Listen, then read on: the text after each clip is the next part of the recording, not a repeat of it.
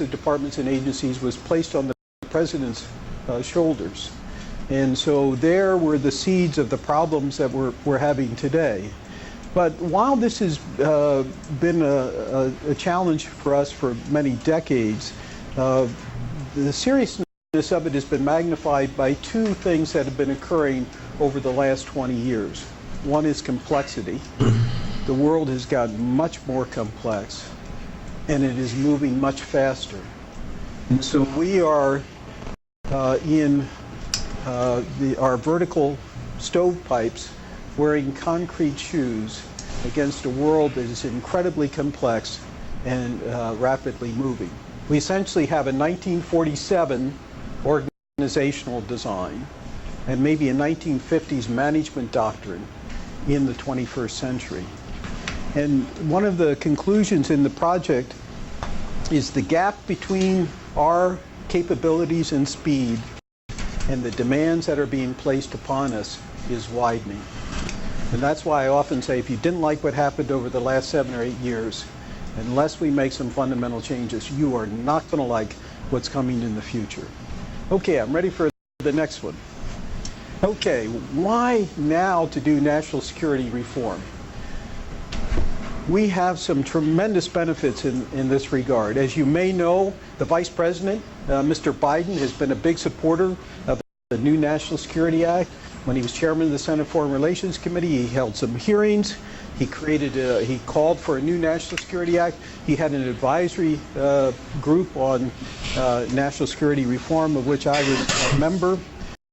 Jim Jones, the National Security Advisor, was part of the project on national security reform. I'm sorry, this says Secretary of State Designate Clinton, but Secretary Clinton had agreed to lead our project in the Senate, is incredibly knowledgeable about these issues.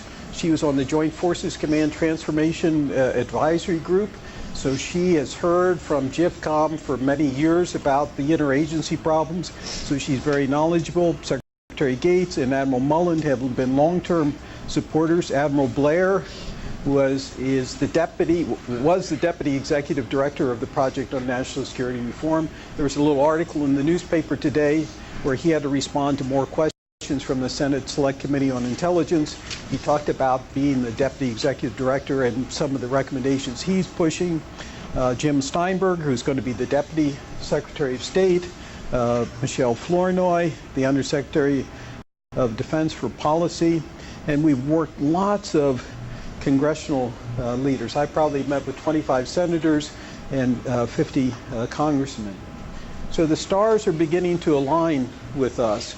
We have lots of people who've been through our 800-page report. We made the Guiding Coalition members read every draft, so they had to go through those 800 pages 4 or 5 times. Lots of complaints, but a pretty good understanding of these issues. Next slide. The Project on National Security Reform, what is our goal? Our goal is to get approval of a new system early in the Obama administration. And in a moment, I'll talk to you about the sets of reforms we have in mind.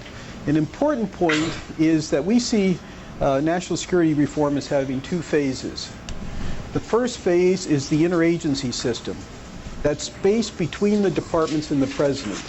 How is our government going to operate there in the 21st century? And after we figure out how we're going to operate at the highest level of the government, then we need to decide what are the aligning reforms that need to take place in the departments and agencies. Once this first phase is determined, the departments and agencies will begin a little bit to self-align, but there'll have to be some fundamental reforms, especially in civilian departments and agencies, where lots of the new national security tasks for them, they don't have core competencies on. We're now an independent nonprofit organization. As of the 1st of December, the Project on National Security Reform moved away from the Center for the Study of the Presidency, and we're out there on our own as an independent nonprofit, nonpartisan organization. We see ourselves as a private-public partnership. We do have government people who are on our working groups, some of the few government people who are in our core team. And we do have our funding in fiscal year 2009. The Congress provided us $4 million to continue our work in 2009. That was originally given to the Office of the Director of National Intelligence. They've sent the money to the Department of Defense, and that's where our cooperative agreement is signed. But both of these organizations oversee making certain that we spend the government's money wisely.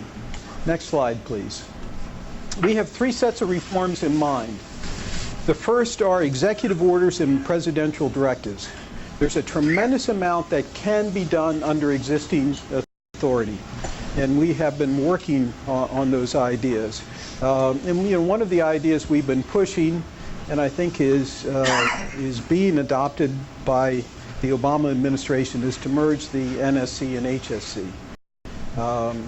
It is possible under the law, even though there is a Homeland Security Council created in law, it is possible to operate with just one council. And that's the direction that the new administration appears to be going. We also have in mind amendments to the rules of the Senate and House of Representatives. National security reform will be imperfect without some major changes on Capitol Hill. And one of the things the Congress does not have, and I'll talk about this in more detail, is the Congress can do the parts. Its narrow committee jurisdictions get it focused on supporting departments and agencies. But just like in the executive branch, we need something way beyond that. We need that ability to work horizontally across the government, because no department by themselves can carry out a national security mission. And most of the missions we have, we need 7 or 8 departments working as a team. And on Capitol Hill, we need that same horizontal perspective. And so we propose this idea of select committees on national security in the House and the Senate that would have as members the chairman and ranking members of those committees with national security jurisdiction, or possibly their designees.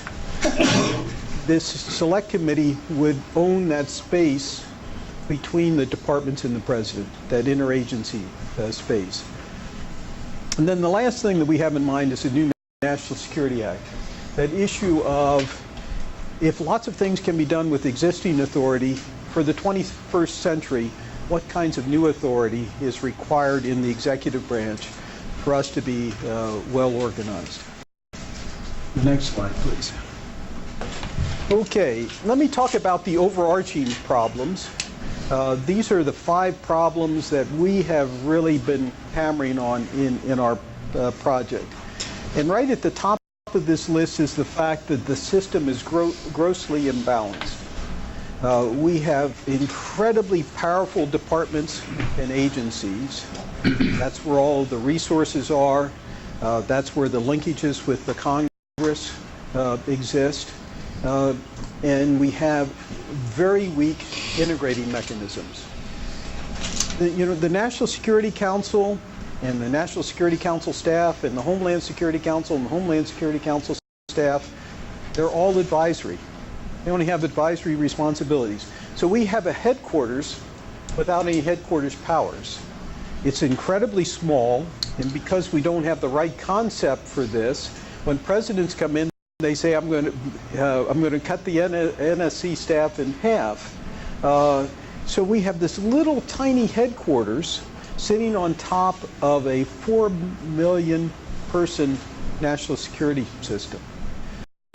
In addition, you will not believe it when I tell you what the budget is for the National Security Council staff and everything that they do. $8.6 million. We're spending more than $1 trillion in the national security system, and we have this little tiny headquarters, and without any powers. So you can see why we're having trouble integrating across the departments and agencies. So this is a huge problem. Was originated in the National Security Act of '47, and despite the fact that all of the changes that have occurred in the world, we have remained with this imbalanced system. And the shorthand that I like to talk about is we have horizontal problems and we have a vertical government.